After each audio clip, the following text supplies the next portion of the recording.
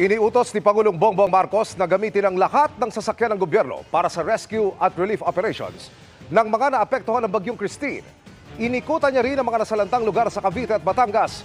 Nakatutok si Ivan Mayrina. Ngayong medyo kumalma na ang panahon, nakapagigot si Pangulong Bongbong Marcos sa mga pinakanapuruhang bayan sa Cavite at Batangas. Mula sa ere, kita ang matinding pagbaha pa rin dulot ng Bagyong Christine. Utos ng Pangulo, gamitin ang lahat ng sasakyan ng gobyerno sa rescue at relief operations, sa lupa, sa tubig o sa ere man, kahit pa ang mismong presidential chopper. We'll just have to keep monitoring the situation and make sure always the rescue and relief are that cannot stop. It doesn't matter if there's another storm coming, we cannot stop. That cannot stop. Bilin niya sa mga pinuno ng gobyerno. Just remember, there are people still there are people still in water right now. They are still flooded. They're walking around with water up to their waist. They have no water supply. They have no food.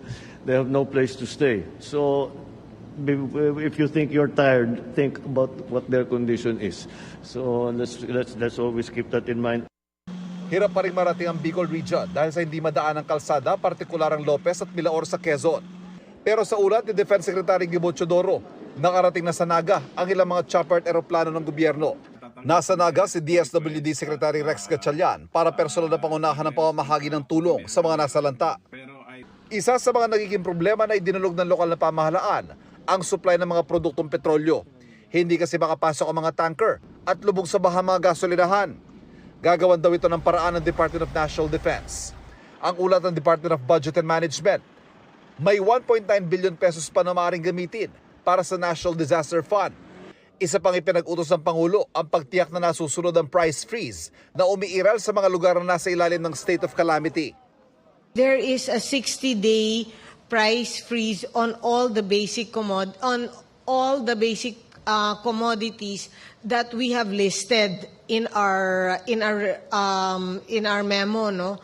And aside from this is also strictly monitored, meaning i-check namin ito aggressively, meaning on a day-to-day basis, nagbibigay sila ng update sa amin sa mga supermarkets, grocery, convenience stores, and other areas or other stores na nagbebenta ng mga basic necessities na ito.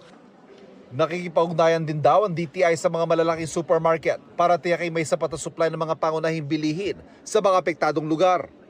Dagdag pa ni DTI Acting Secretary Cristina Roque, may nakahanda silang 2 bilyong pisong pondo sa ilalim ng Small Business Corporation o SB Corp bilang pautang sa mga micro and small medium enterprises na nasalanta ng bagyo.